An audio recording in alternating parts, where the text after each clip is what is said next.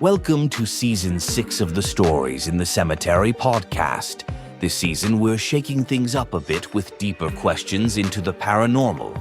And to do that, your host, Nicholas McGirr, has invited the owner of Amen Paranormal Research, Joshua Amen, to be his co-host. To learn more about their studies and articles, visit storiesinthecemetery.com, or you can check out the Paranormal Investigation Workbook or the Paranormal Investigator's Almanac, both available on Amazon. Stories in the Cemetery takes you ghost hunting in Charleston, South Carolina, and reveals his findings from those investigations here on the Stories in the Cemetery podcast. Let's get into today's episode with Nick and Josh. All right, everybody. Welcome to episode 67. This should be launching in the middle of August 15th. So hopefully everybody is having a great summer and wrapping things up. So show notes, we'll rip through these because we have a lot to talk about with this particular topic. And again, this is we're not going to cover every single detail on this topic because an hour-long show won't be able to do it. Josh, would you agree with me on that one? Oh yeah, it's funny because I think sometimes the episodes we do, we really compress the hell out of so much information.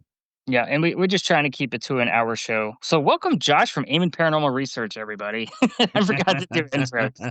But I think if you've been listening this long, you know who the hell we are. You know our voices by soundbite at this point. Show notes, let's rip through these. So tours, of course, the interactive ghost hunting experience is always going on in Charleston, South Carolina, where I let you use all of my kick-ass gear. And Josh's paranormal scavenger hunt in Pasadena, California, is available on his website, amenparanormalresearch.com. Tees and merch for both of these companies, and of course, a bunch of other funny ghost shit. That's all available on tpublic.com. You can find a link for that in the show notes, and along with all of our resources that we used for the show.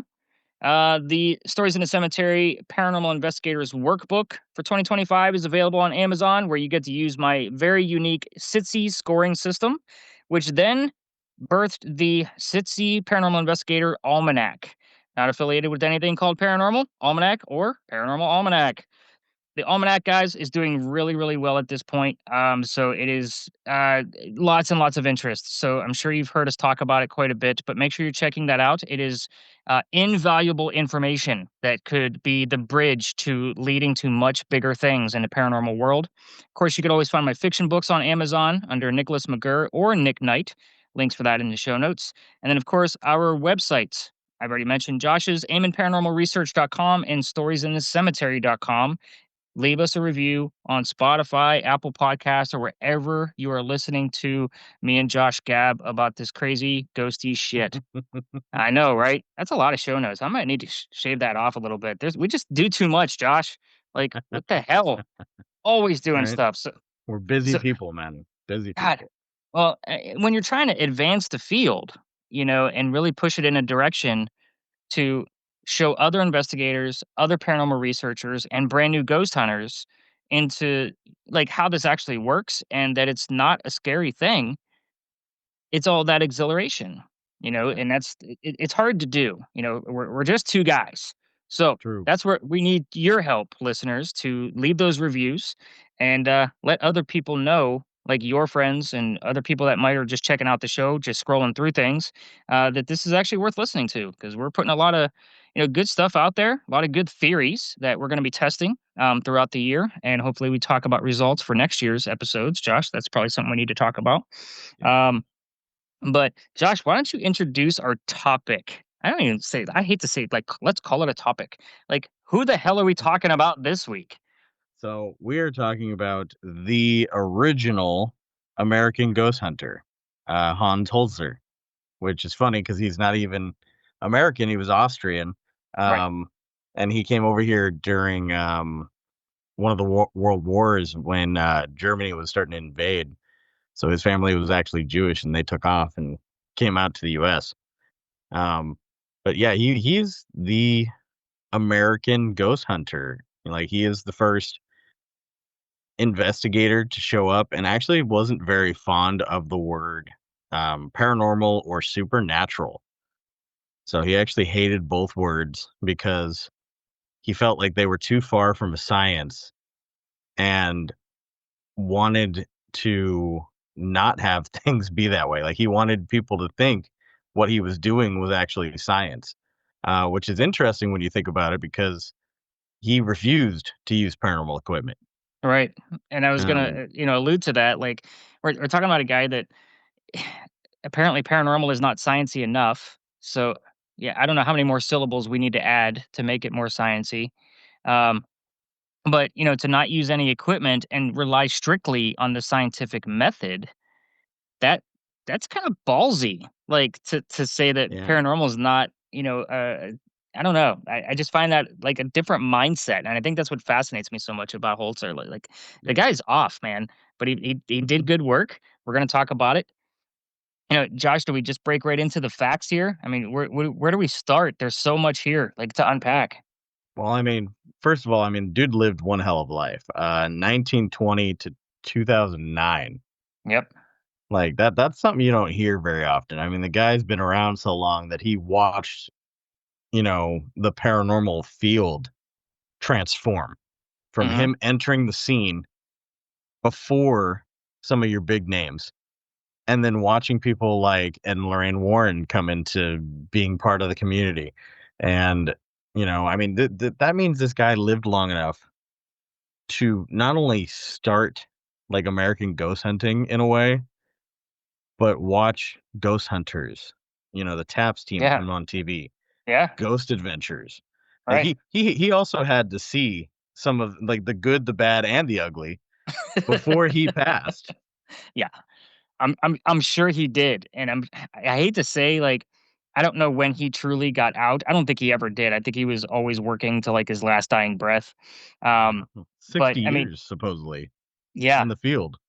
that's first off, that's ludicrous, and that explains some of the resources sitting right in front of me because these books are giant.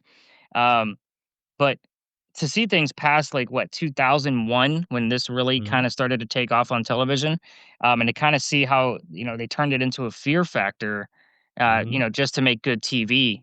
You know, and I'm sure he kind of like had to shake his head a little bit, but also probably understood like why things started to go in that direction. But again, mhm. you're right to see things going from no TV at all in life to oh my god, now there are people ghost hunting on television. That's Yeah. crazy.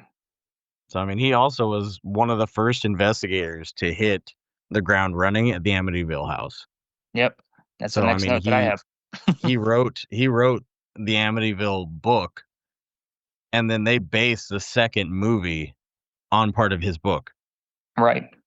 So, I mean, this guy started from kindergarten, telling scary stories because his uncle would Right. tell him scary stories, getting kicked out of school because he was scaring the other children. Like, this guy has had paranormal running in his blood since the very beginning. And I think really it goes to a testament of storytelling in general, which is, how you and I think of, some of these, more influential type of people, whether Hollywood or, social media, million followers, they kind of take it into that storytelling ability for the raised emotion out of the viewer.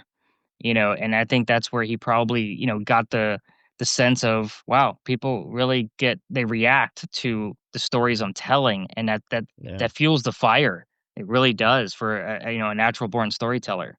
Yeah. So I'll bring that up again, like towards like the back half of the show.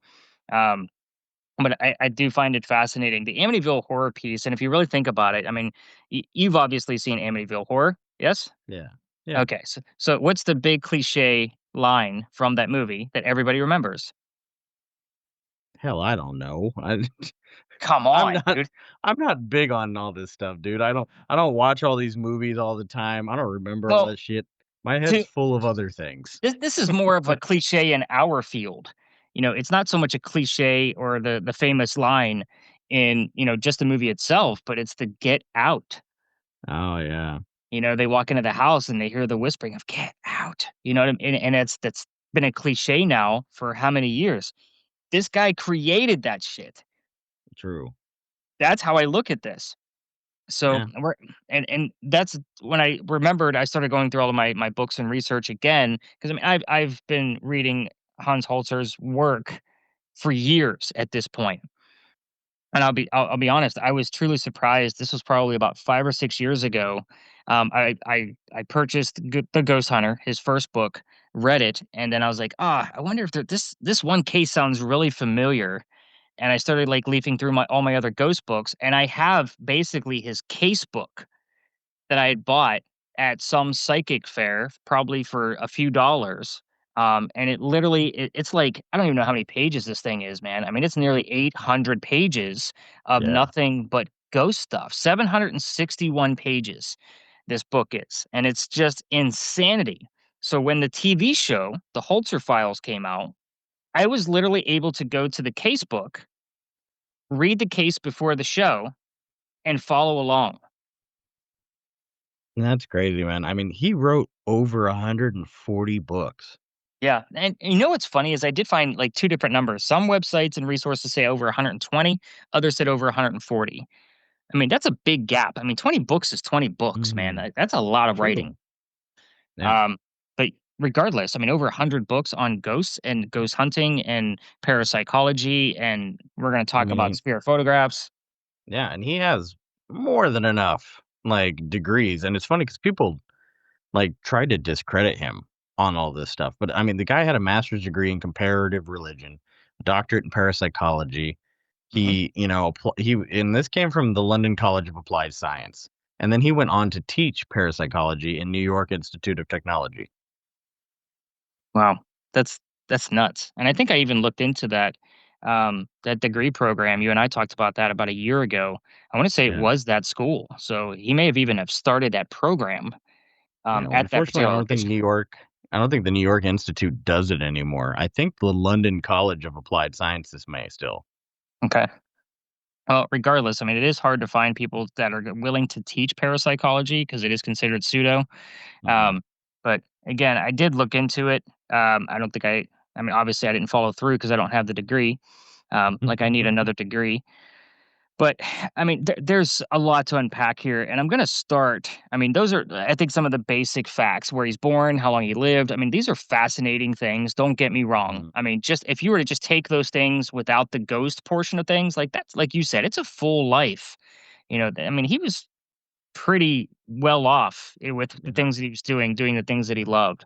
But I'm gonna like just start off with his original book called The Ghost Hunter, Right. published in 1963. If you get a chance, folks, if you're a paranormal investigator, researcher, just into ghosts, the book is fascinating because it reads the same way that Josh and I would write, say, articles or something about a location of the activity that we caught. But imagine reading that where there's no instruments. It's a fascinating read, and for some of you, you're picturing, Ed Warren in the Conjuring movies carrying his giant recorder, with that's all he has and a microphone and holding it around the house, trying to do these things. But he did have one massive tool that again, I don't like to say that this is a tool because this is how I kind of got fully immersed into the field was he worked with a psychic medium. For those of you that know, I did start doing this without much equipment, just a voice recorder to record Carl as I followed him around just to prove his ability. So it wasn't necessarily about the paranormal activity. It was more about Carl's ability and what he's capable of doing. But the psychic medium that he worked with, her name was Ethel Johnson Myers. He had a team that he worked with and called because he did go around the country and around the world for that matter. But I mean, if you've watched the Holzer files, you got clips of some of these audio things of when she would channel, where her Mhm. voice would change. She would have a different accent. The anger that comes out of like and I think some of that's even mentioned in like the intro of the show. Oh, Like yeah. it's fascinating. But when you read the book, The Ghost Hunter, I think as somebody that's been doing this for as long as I have, with as much equipment that I have to rely on, reading this is a fantastic read because it's humbling to say, "Shit, this guy was doing this with nothing." Oh, yeah. He had a recorder, he had a camera, Polaroid camera, and his trance medium, who basically just, like, would go into these trances, channel things, And he didn't conduct it as a, who are you? What do you want? Why are you here? It Right. was, where are you? What do you see? Let's talk about it. Let's have a conversation. And I don't know if you've looked into this or not, but he had a grading system of what he thought for spirits. And it was ghost, spirit, and the stay behind. No, I did not know about this specifically, at least not off the top of my head. I may have read about it, but it's been lost. Again, there's I so like that. much. I may have read it, but it's lost. Yeah, It's well, left to me. like, look, dude, if you read as many books as I read and over the years about ghosts and the different, I guess, theories behind things, some things you just kind of like say, I'm going to save that for later, and then it gets forgotten and lost. It's like the left sock. You always lose the left sock, right? Well, as we try to find Nick's left sock. Hey, I'm 85 years old, right? So I lose left socks, everybody. What do you want me to say? I keep aging with each new episode. I'm sure you picked up on that. Soon I'm going to be well over 100, Yes. like in the next couple of weeks. Oh, and then we can call you the Count of Saint Germain. In what respect, I don't get the joke. How do you not get the joke? The Count of Ha- Saint Germain, he's supposed to be the immortal human. There's actually a comedian who's supposedly on a podcast has come out and said, "Yes, I am the Count of Saint Germain, and I'm over 800 years old." Well, it's the same principle of you don't know my movie lines, so we're even. Fair. All right. Okay. I win 1-0. Shut up. And that's a quote from Jack Black, in case you were ever wondering if you ever listen to Tenacious D. I win 1-0. Ah. So, Josh, you did mention that Holzer did not like using equipment, except you did mention one other piece of equipment. The camera, the Right. Polaroid. So, why would he go after, and this is, you're more of the visual person between the two of us, as far as the equipment, I'm more audible. So why would he go after the Polaroid camera? You know what? At the time, it was probably the easiest to tote around for cameras in the earlier times. He wanted to use an older camera. He did not want to use something earlier, and he didn't want to use something that could be screwed with, basically. So he was able to take, and he got some really crazy photos. Yeah. So, I mean, some of which I'm pretty sure there's one or two of them behind me here on the screen for Yep. the people that may be seeing this on YouTube at some point. Yeah. So, and for those of you that are too young to know what the hell a Polaroid is, there used to be a camera, and it's very much like the Instax that you may have seen in Best Buy today. So you put film in it, and you take the picture, and the picture comes out of the camera, and you have to kind of shake it a little bit to let the air hit it, and all of the what's the word, development of the photo will start to come through. um, so it is a little bit of a process, other than taking it with your phone and saving it to a file and uploading it to the Instagram. It's a lot different of a process. So the Polaroid, and we've mentioned this with our interview with Mike Del Coro about using some of the older technology. Mhm. So this might be something where, I have to ask more of my wife April about, with her and her photography knowledge, of why a Polaroid picture would pick up more things or better evidence than, say, our digital cameras from our phone, unless you have the answer. You know, an older Polaroid camera, a lot of people, like I said, use them solely for the fact that it was hard for somebody to say, "Oh, well, you fucked with that. Like, you messed Right. with the photo." Right. However, as some people may or may not have seen, I mean, there was an episode on Fact or Faked where they talked about spirit writing, and there was the house that had the spirit writing, and they took Polaroid photos. They'd ask a question, take a picture, and there would be words. Right. And honestly, the funny part is that's easily manipulated, to the point of all you got to do is scratch it. Like, you just take your fingernail and you kind of imprint into the photo before you put them into the camera. So, but you have to do it in a dark room so that you aren't exposing that film, because that film is photosensitive. And that's how it works comparatively to what we now have. You're hitting it with a flash, and that flash is helping it imprint basically on the film, Okay. causing that like photosensitive reaction. It's a chemical reaction compared to our digital cameras now that are just capturing an image in a pixelation. Okay. And that's fair. And what's funny is, I mean, I have this giant case book open from Hans Holzer where he talks about what he calls psychic photography, which I still think is misnamed. Mm, You know, just like he likes ghost hunter versus paranormal researcher. I right. just I don't see where psychic fits into photography. So I guess I just don't see that because psychic to me is a mental state, Right. and you know it all deals with the brain. But back to my point, I left the book open just because again this thing is 760 some pages. I had to dog ear the page to make sure I found it in a quick manner. But I'm gonna read it verbatim just because I was trying to understand like where he was coming up with this whole theory.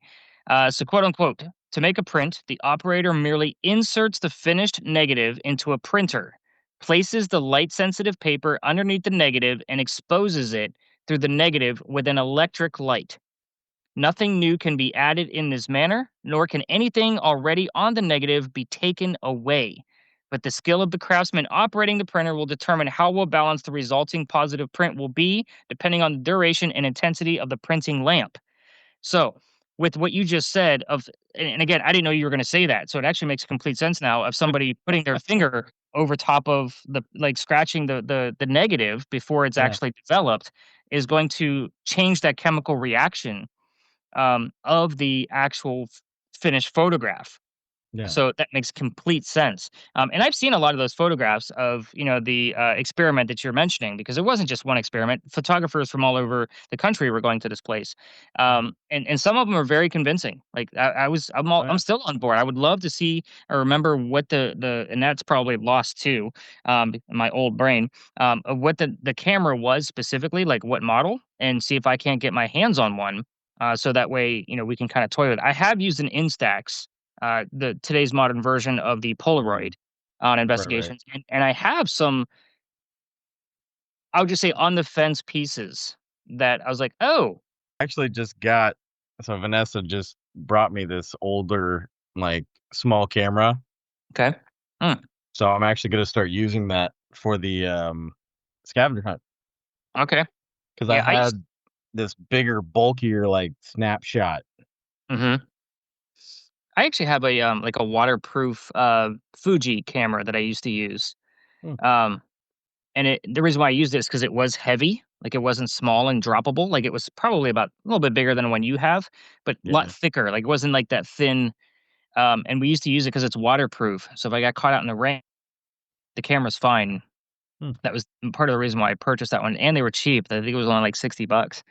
Um, but I guess back to this psychic photography piece, like, I have things that I've caught with regular taking pictures type of cameras, not video Yeah. cameras.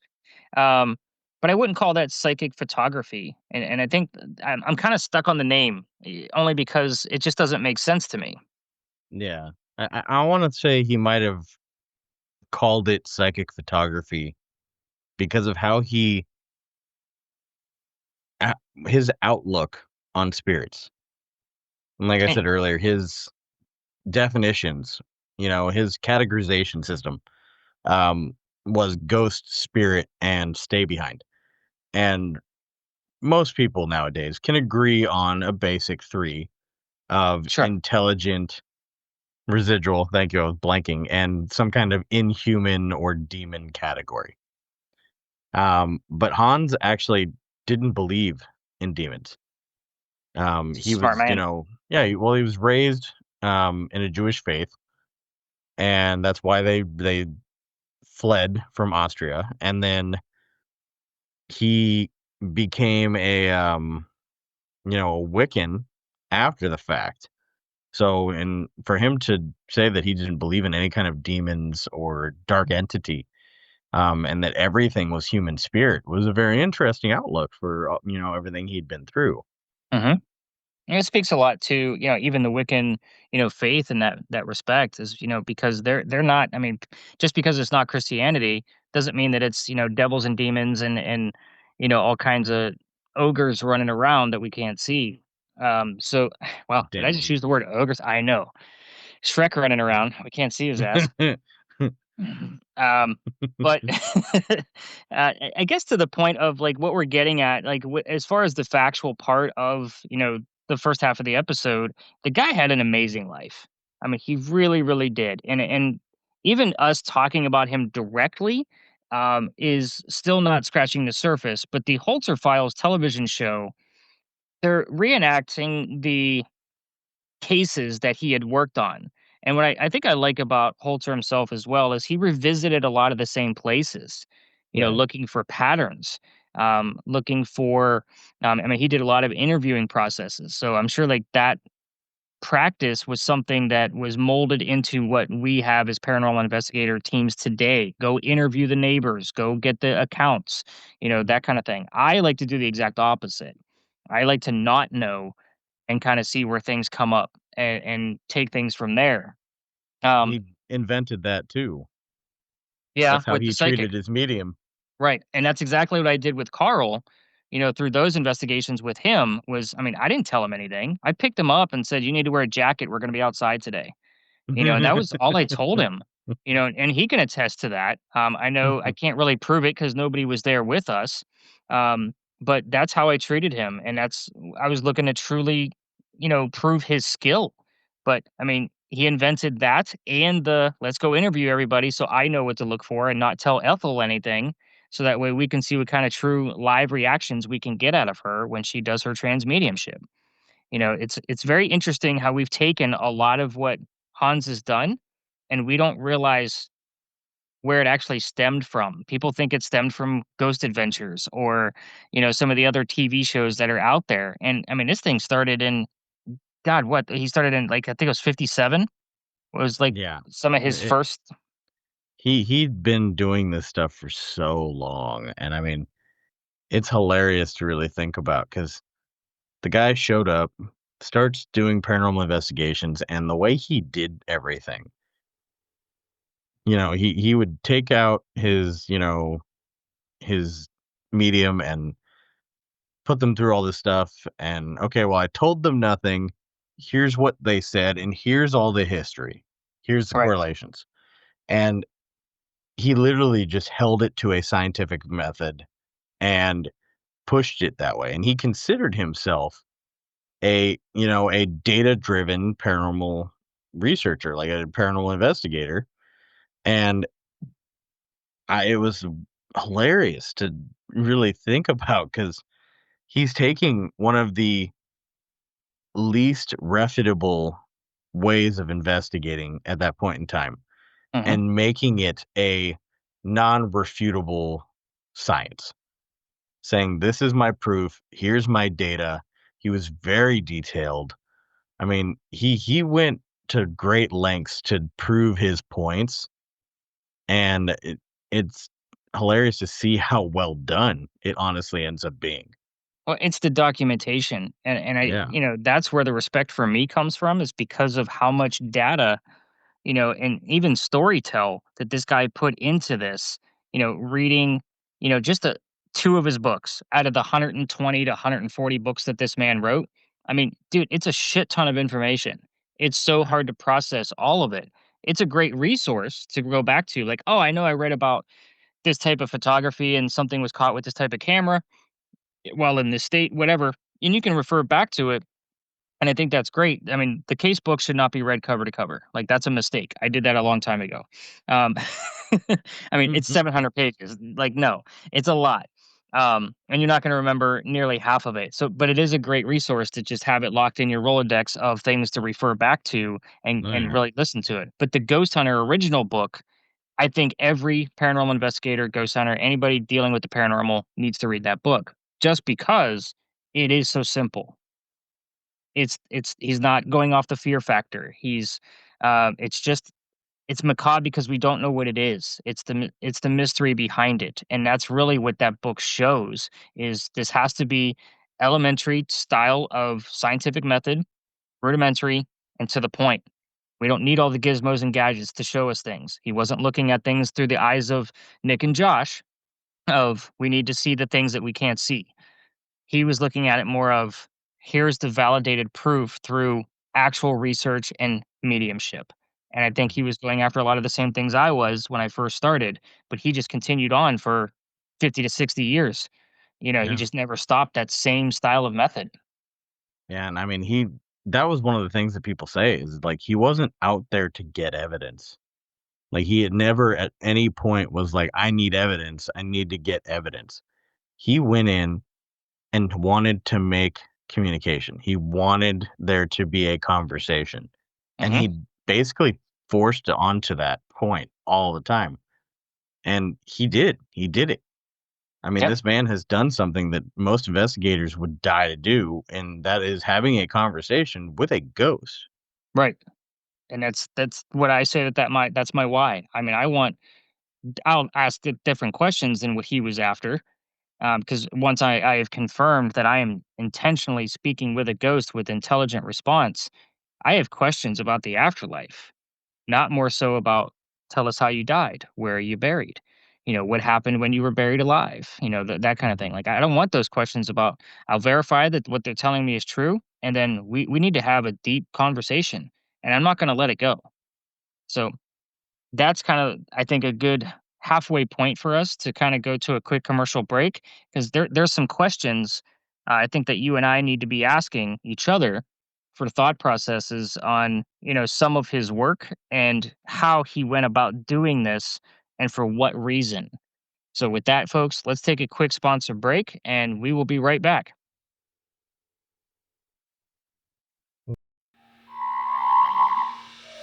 Are you planning your paranormal investigations? Or are you just taking a date when your whole team is available? Now you can plan your investigations based on the conditions of your environment. Introducing the Paranormal Investigator's Almanac. It's just like a farmer's almanac, but for us, ghost hunters. Stories in the Cemetery has designed a system to score paranormal investigations, telling us how haunted an investigation is, and now you have that information available at your fingertips with the Paranormal Investigator's Almanac. With 375 investigations listed, you'll have the moon phase and percentages, temperature, number of devices used, and so much more for you to look up the best time to go ghost hunting. Never before have you had so much data before you started investigating. Our S6E scoring system is available for you to use after your investigation in our annual Paranormal Investigation Workbook. Don't just go ghost hunting, go paranormal researching to expand your knowledge of your hauntings. Both of these tools are available on Amazon, so before you spend cash on yet another REM pod, pick up the tools you need to enhance your investigations before and after.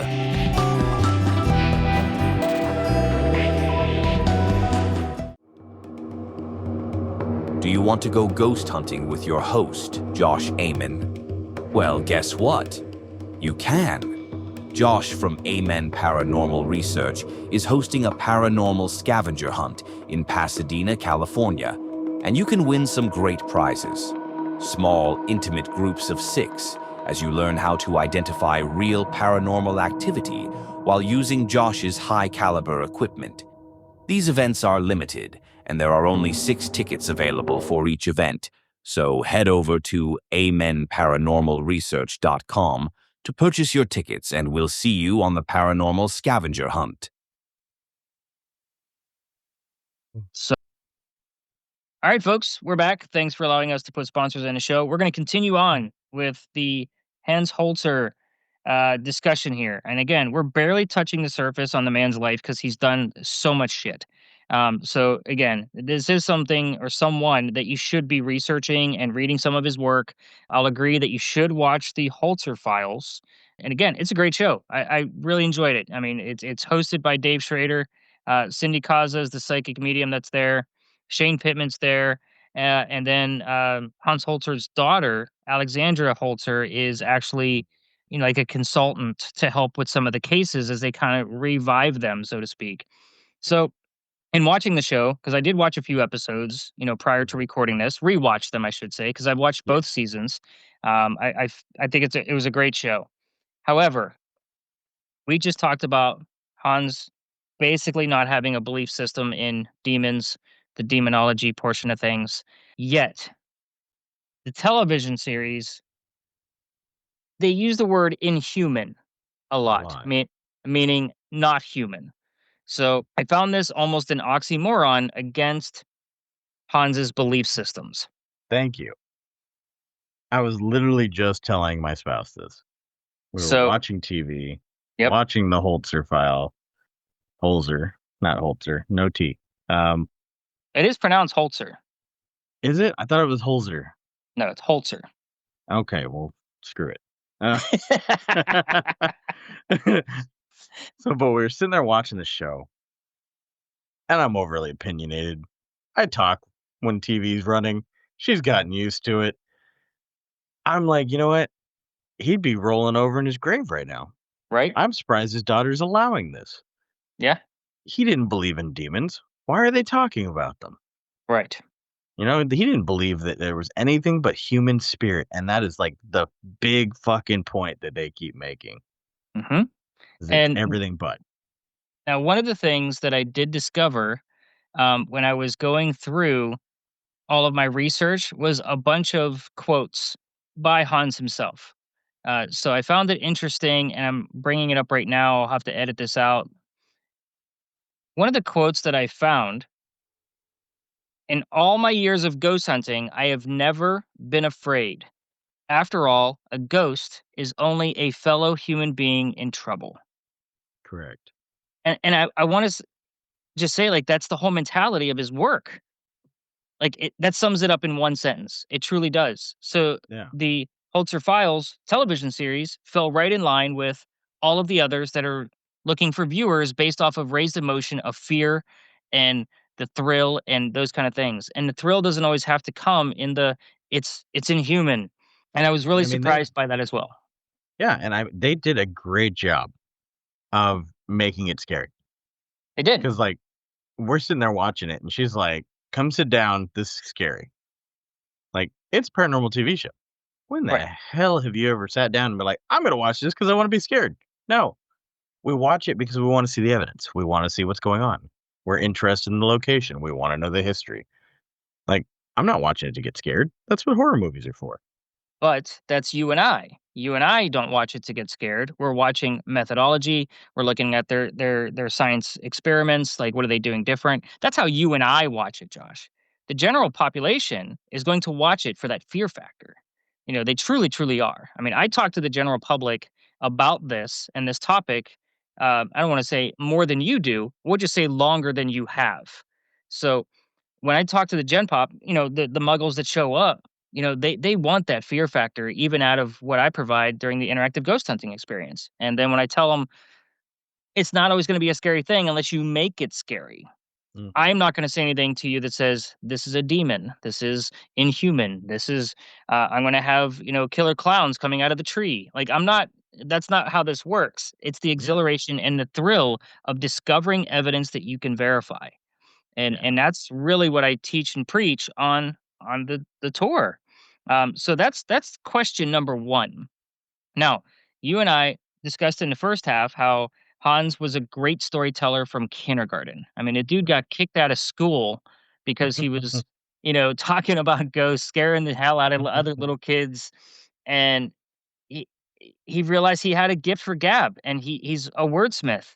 Yeah. The simplicity of his work, when you do read his own writing, it's simple and to the point and leaves much to the imagination. It really, really does, because he does a lady in white, he does a lot of the cliches. Um, it does leave a lot for our imagination to take it to a whole nother level. Now, my question to you is, because he was an originator for the Amityville horror story to come to light for, everyone to know what it is, and the fact of the time frame of when all of this occurred with the Warrens going around.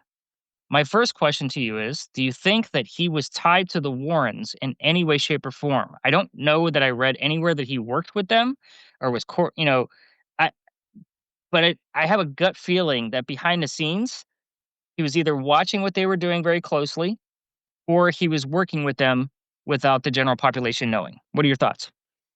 So Hans was known to be an opportunist. So he was known to, I mean, he was on different TV shows. He got involved in some of these things that, just for the publicity point. And then he would tell stories on TV. He would have these conversations. He would do these things because he knew what, his gift was, and he knew where it needed to be put. And he wasn't doing it so much to fool the general public as he was doing it to kind of cement himself into his place and make people really start to take notice of what he was doing. So I honestly don't think he was doing anything bad in any sense. I don't think he was trying to fool anyone. I think he took an opportunity for what it was. He saw, these people coming in that were making a big fuss, and he put out his book, and and it sold really well. Right. Still sells really Um, well. yeah, but if you really look at the research, his research was completely off compared to what the Warrens turned it. Nothing about any of his research ever said anything demonic, bad, evil. He said the land was cursed by an Indian tribe, and funny enough, the Indian tribe he claimed that he was adamant that this was the actual Indian tribe, or this was at least the Indian tribe leader that they spoke to, was there and told them the land was cursed and that there was burial grounds there at some point. And he argued with a historian over the fact that, the historian's like, there's the Indian tribe never touched ground here. Like, they've never been in the area. They don't know the area. And he was like, I don't care. This is who we spoke to. Understood. Okay. And I feel like that's a very strong point. And I'm not, I don't want to say I'm not bashing. I'm not trying to disprove. I'm not trying to debunk. I'm not trying to say any of these things. I guess my question that I'm alluding to and leading up to is, because he published so many books, because he appeared on television shows, because he did so many cases, how much of this was for that public eye of recognition, and a lot of it is repeat, repeat, repeat, Mhm. and wait till it sticks. And I think that's kind of, when I look at his career as a whole, yeah, he did advance some certain things from into psychic photography, and then writing bigger books and bigger case books. So he did evolve, but I guess I don't see like the big contribution that he made other than the original starts of what he started, which is those cliches, the rudimentary type investigating, the Right. psychic medium. Honestly, I think it would have been fascinating to see this man use paranormal equipment, because I think Hmm. he could have really done something with it. Yeah. But in all reality, I think what he did was he made sure his footprint was present and always will be. He hated the name Father of the Paranormal, but that's Mm. what people called him. Right. He despised it, but he did what I think he set out to accomplish, which unfortunately was not to push the field into more. I think it was to leave a footprint. He made sure to leave his name, somewhere where people weren't going to forget it. And, while we have a lot to credit him with, Right. I honestly would have loved to have seen him do more, because I think he could have done a lot more with the field if he was willing to open himself to those things. But I think he found a niche, he stuck to it, and it worked, at least And for what he was looking for. I can appreciate, just based off of what you just said, it almost makes me appreciate the fact that he didn't use the equipment, and that he stuck to his guns, through and through. I mean, to the bitter end. And like you said, watching the Holzer file now and how they turn things inhuman on the show, he may be turning over in his grave right now with the amount of equipment that they're using, and the fact that they're turning some of his belief systems or non-belief systems into reality just to make a buck. And again, my question, the whole point I was even thinking about this is because, as we talked about the levels of ghost hunters and people in our field in the past, I feel like I've evolved quite a bit over the past 15 years of me doing this. Oh And yeah. I feel like I'm contributing to the field with the SITSI scoring system, the almanac, obviously this podcast, and diving deep into some of the questions that aren't always answered on paranormal podcasts. It almost made me compare myself to Holzer to kind of see, like, was he having kind of like an imposter? I'm just going to ride this boat and just kind of stay on it, like just to see where it goes, and it just lasted forever because it's fascinating, or because and I'm not going to say one way or the other on the Warrens, because there is a documentary called The Devil's Road. I don't know if you've ever seen it before, on the Warrens. It's on Netflix, I believe, or actually, I think it's on Hulu. But it talks about the, I don't want to say scammy parts of their business, but it talks about the scammy parts of their business. Mhm. How it was all about, make a buck off the publication, rip off the stories, that kind of thing, and really get yourself in that media eye Mhm. and then throw the word demon in there to raise some fear and emotion around where the people that need to be watched, instead of people like Holzer, who are trying to keep it wholesome and his Wiccan outlook on things, and keep it in that vein and show that the consistency of the work works. Stick to it. I don't want to be the father of ghost hunting. I don't want that. I just want you to see that, like you said, a footprint. The footprint is, I got this started. Let's see where we can go with it. Yeah. So Very unfortunately, interesting. the Warrens, they might have to be their own episode at some point, because a lot of us, like, we start in the paranormal field, and like you said, I've grown a lot. I've been doing this quite some time now. I'd say it's almost 12 years at this point, and I definitely started off a Baggins, or a step above Hmm. the Baggins, and I went from there. I was totally what we talk about now. The random everyday ghost hunter. Where are you? Who are you? Why are you here? Yeah, yeah. Why are you in this house? I just, Is somebody here? yeah, yeah, asking the stupid questions, doing what we see on the TV shows, being like, oh, I could do this too, waving our Right. meters. And I feel like I've come a long way, and we all have in our own aspects. And unfortunately, I think certain aspects of that just took hold. So the Warrens definitely got lost in that. I don't 100% think they were complete frauds, but they definitely allowed it to take control and got lost in the media of it. Got lost in the money of it.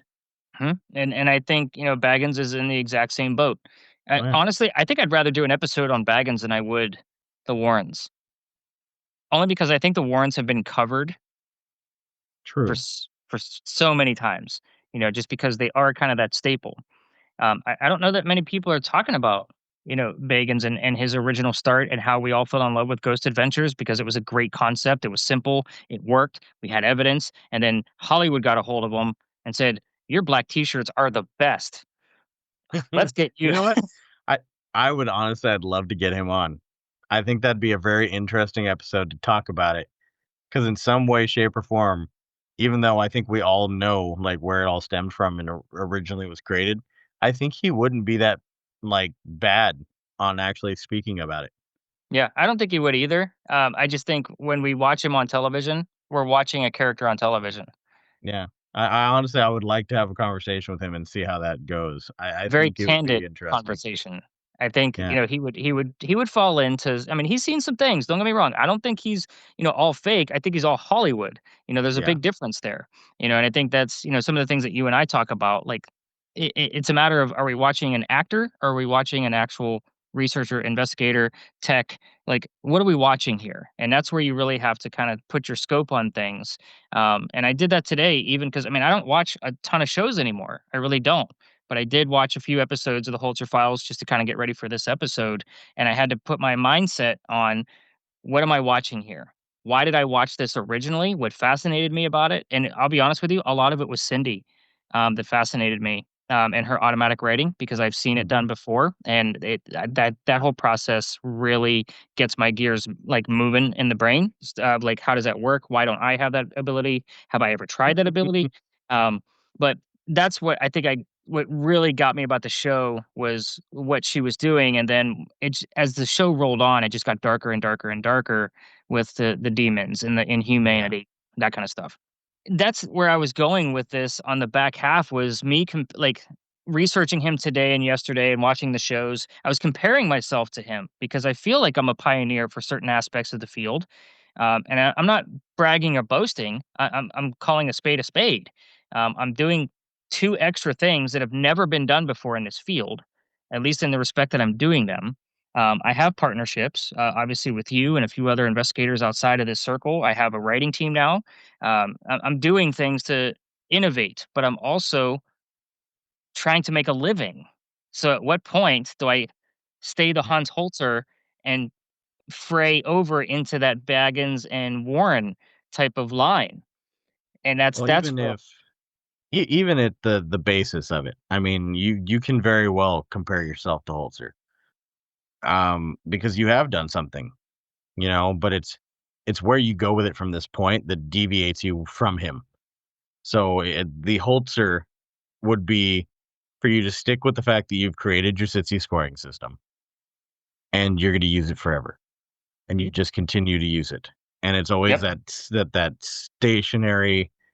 Like, I have a system. I created a system, and that to your dying day for the next 60 years, you're gonna, or however long you live, because you get older every day.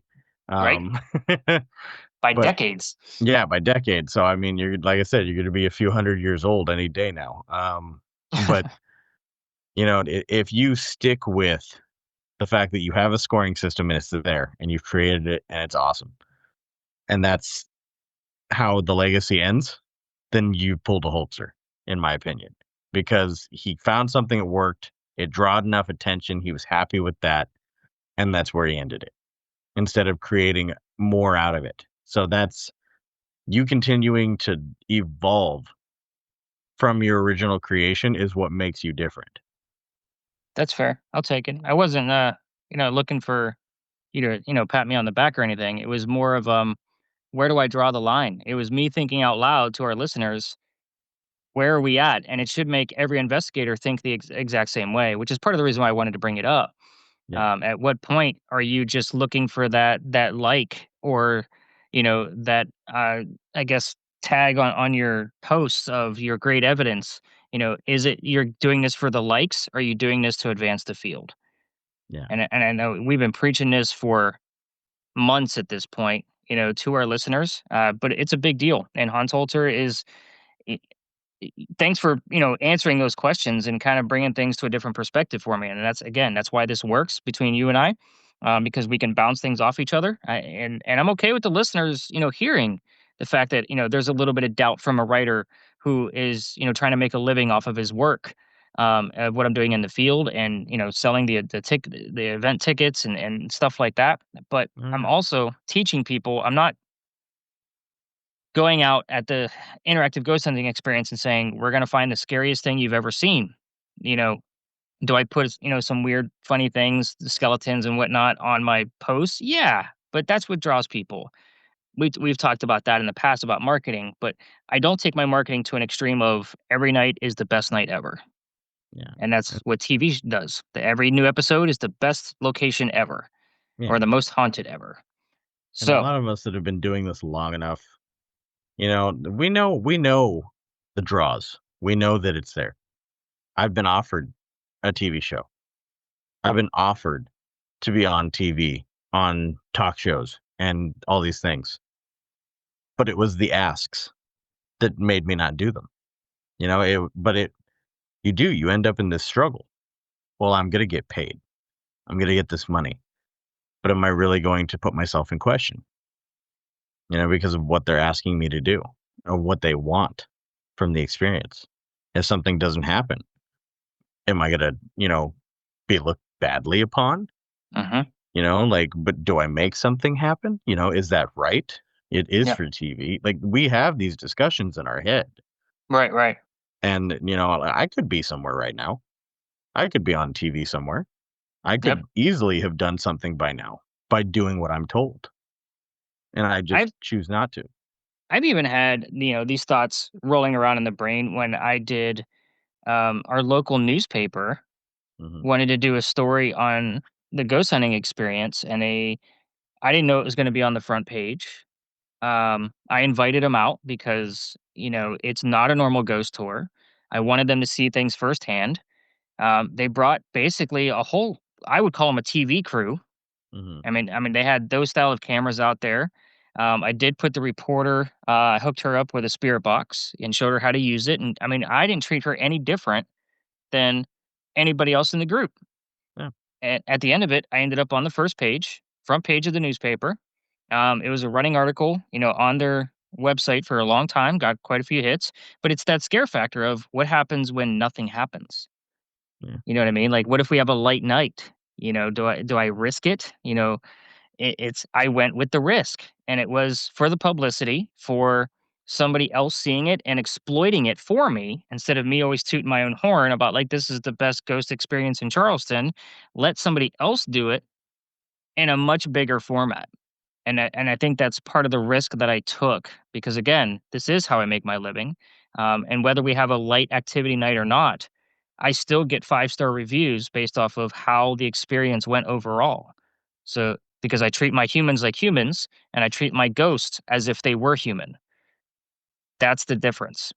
So this has been fascinating to kind of unpack it. And again, I feel like we're only touching the surface. Like Holzer might have to come back next season, dude, just so Yeah. we can, take maybe one of his cases and really deep dive into it and look at the Oh, yeah. methodology. And he I had think so that many would be really really cool. cool ones. I mean, and who knows? Maybe I can get over to the what was it? He did one that's out here. So there's a case, a big case he did that's right here by me, and Oh, I've the Whaley I- House. yes. He did the Whaley House. So I'm looking into the Whaley. I have started trying to figure it out. The numbers they have run past me are way beyond my pocketbook, but I'm going to try to figure some out. That'd be really cool. And I think we even came across some of the hosts from the TV show, The Holzer Files. So maybe we can reach out to them, maybe get them on a bonus episode. Like that would be pretty rad. I'd love to talk to Cindy. And I've watched her on the Dead Files as well. And of course, folks, Yeah. all of these things will be referenced. If you're not sure what any of these books are, the show, all of these things will be mentioned in the show notes. So make sure you're checking out the show notes. But yeah, I'd love to have a chat with Cindy. I think she's fascinating. Just to kind of see how things really work for her and get in her mindset of how it actually goes down, like how she sees things. Just kind of like when I talked to Carl on Mhm. that bonus episode. That was really cool to do to go into his brain and see what happens. Yeah. So, but I think this has been quite a bit, man. I'm ready to wrap this one up. Josh, any final notes? No, I think we brought up some interesting points for everybody to really start thinking about, especially for some of our listeners that might also be in the paranormal field. You Yeah, know, it you have to choose what's best for you. In the end of the day, there's nothing wrong with taking a little bit of, fame and fortune in there, as long as you're doing it the right way. You know, we I think the biggest thing we can always say is no matter what we've done, no matter where we've been, we might have taken some free rides here and there, or we've gotten some kind of a little bit of a oomph where needed, but we never did it in the sense of compromising who we are as an investigator, what we do as investigators. You know, like you said, you took a risk in allowing them to promote for you, not knowing what they may do or say. And I've right. had the same thing. I had BuzzFeed, and they it was a risk, and they promoted me Hmm. pretty well in one video, and then they kind of slandered me a little in the other one. And it is what it is, Right. but to the end of the day, I was true to who I was as an investigator, and that's all that matters. And that I think we should end that with an amen, brother. Right. So, so Amen. folks, one I'm gonna leave with two things actually. So first off, check out the show notes. There's lots of really cool references in there. I've already mentioned that. And then we are getting close to the end of summer, which Josh and I would love to do an episode towards the end of the year where we are answering your questions. If you have a question of something you would like to have answered on, we'll take, I don't know how many questions we'll get in, but we'll take a look at them and, answer as many as we can in a, we'll say 90-minute episode. I think that would be fair, like near the Christmas time area. So if we start promoting this now, we can probably get in quite a few questions. Email them over to storiesinthecemetery@gmail.com. And then, of course, I'll make a big list and Josh and I will, go through them. I don't want to say we're going to pick and choose. And we'll probably answer all of them. And of course, just make sure you leave whatever name you would like us to say over the podcast of who you are. So just your first name, first and last name, where you're from, and that kind of thing. Of course, we will give you that shout out. Or if you're from another podcast, that would be cool too. We'll throw a little plug in there for you. And last but not least, we're still looking for more interviews. We have some lined up. We're looking to do more bonus episodes for you. So at this time, you should have heard Josh's Barry Fitzgerald interview as a bonus episode. So that was an awesome interview. So kudos to Josh. That was badass. Nice job. And then, of course, our Mike Del Coro interview that Josh and I both participated in as a bonus episode. So we're looking for those type of conversations. So if you're doing weird shit and you're proving theories and creating new devices that don't use electromagnetic fields, we want to talk to you. I know I've talked about this on social media quite a bit. Again, send us over an email, storiesinthecemetery@gmail.com. Guys, this has been an amazing episode. We will talk to you again in 2 weeks. See you soon. Hey, bearded ghost hunters. Are you taking care of your beard with all natural products? The Magnanimous Beard Superstore has everything you need from beard oils, shampoos, beard butter, beard balm, and so much more. You can have any of their products scented with one of their amazing 45 scents. Head over to www.yourbeardsuperstore.com and use code GHOST at checkout to receive $5 off your order. Both Nick and Josh use these products daily, and our beards look and feel great and smell great too. Head over to yourbeardsuperstore.com and use code GHOST for your discount on these magnanimous products. You won't be disappointed. If you have a white or silver beard, they even have specialized products that will help keep the coloring of your beard. Use code GHOST at yourbeardsuperstore.com. This ad is Zeus approved.